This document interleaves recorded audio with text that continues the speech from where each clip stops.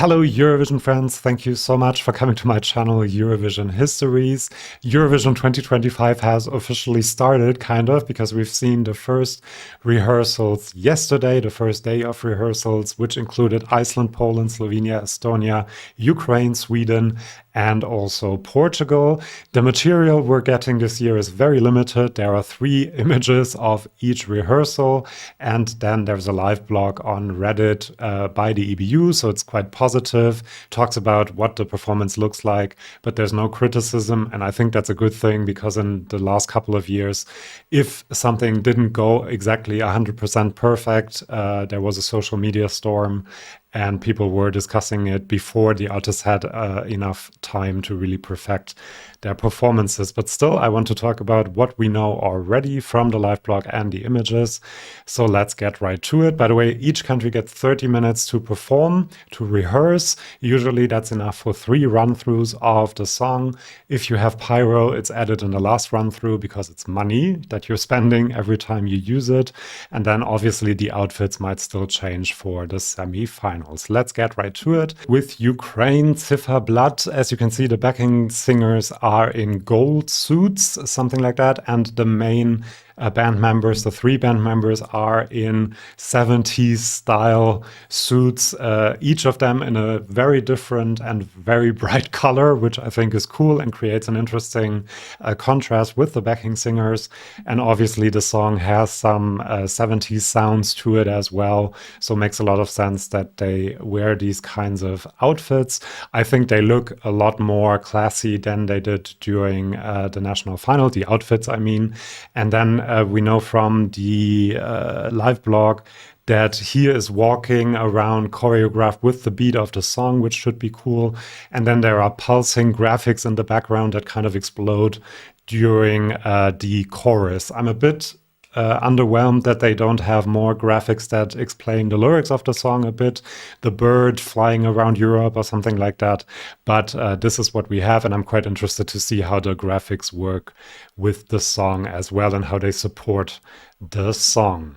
Then we have Iceland with a very fun performance. You can see the boat has been upgraded from the national final performance. It's now in white, and you apparently also have some waves in the bottom that we can see in the photo. Most of the outfits are pretty much the same. The backings have Iceland hoodies on apparently, but we still have this silver look. So a lot is very similar to the national final, but also upgraded a little bit for Eurovision. In the background, apparently, there are land and seascapes in red and blue, so very Icelandic. And you can see here that the color scheme changes with the song as well. And you have something that might look like geysers, so quite an Iceland-inspired staging there. Then we have Sweden, the big favorites, Barabarabastu and Kai. They had a bit of a problem from Melodifestivalen into Eurovision because they had to lose one of the dancers. There are now only 3 dancers. So they had to kind of change this log, which turns into a sauna, to something a bit more easier to turn around. And they did that.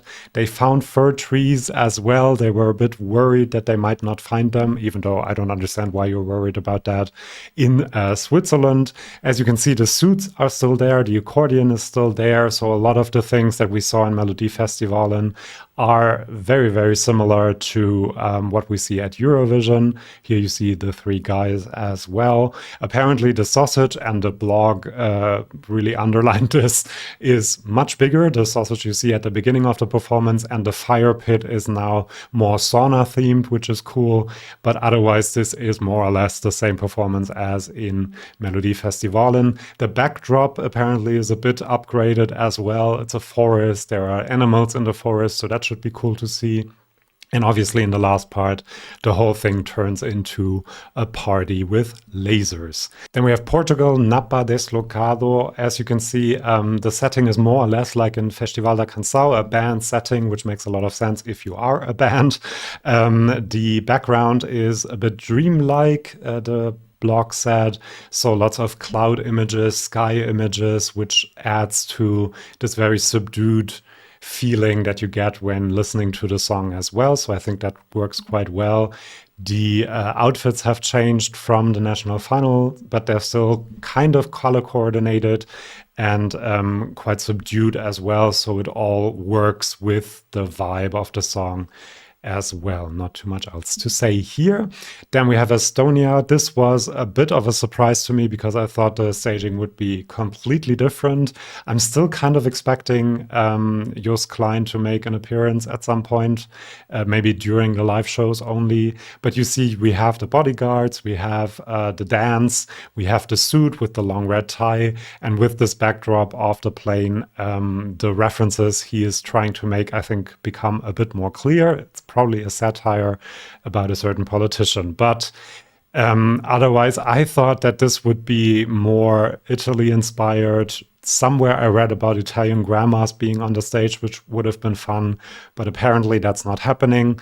He's been drifting in the odds a little bit as well. You can see the post-it is still there, the cup is still there, so really not that much of a difference from the national final. Apparently the background is alpine landscapes, which I don't understand how that works with the message of the song, but still.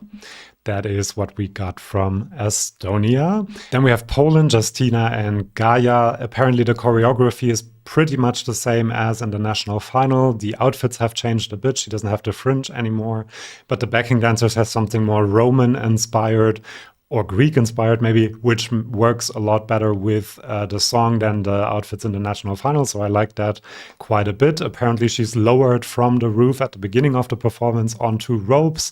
So there's even more of a gymnastics and aerobics feel to this whole thing, which is, I mean, it's incredibly impressive, all the things she does, the choreography, and then she still manages to sing. We don't know how well she sang, but I'm pretty sure that she hit all the notes. In the background, apparently there are planets, there's lava, there's stuff exploding, so a bit the chaos of the beginning of time when Gaia was born from chaos, so that makes sense with the message of the song. And at the end, apparently she's lifted up again on the ropes and flies to the sky, which also makes sense. And in the background, there are apparently dragons. So this should be quite interesting to see once we see the whole performance. Yeah, you see her lowered from the ceiling on the ropes there, and lots of hair flinging and stuff there as well. But as I've said, I think the outfits work a lot better than in the national final. And then last but not least, we have Slovenia. A very classy performance with lights in the background that change colors. The color scheme changes with the instrumentation of the song. I think the outfit he chose is very, very appropriate and looks really classy as well, but modern at the same time in a way.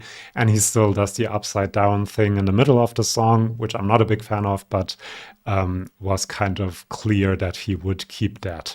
So these are my first thoughts on the first day of rehearsals. Do subscribe to this channel for more rehearsal coverage and lots of other stuff as well. The next 2 weeks are gonna be packed with lots of videos and interesting things that happen in Eurovision, obviously, as well. So do subscribe if you don't want to miss that. See you soon, and bye-bye.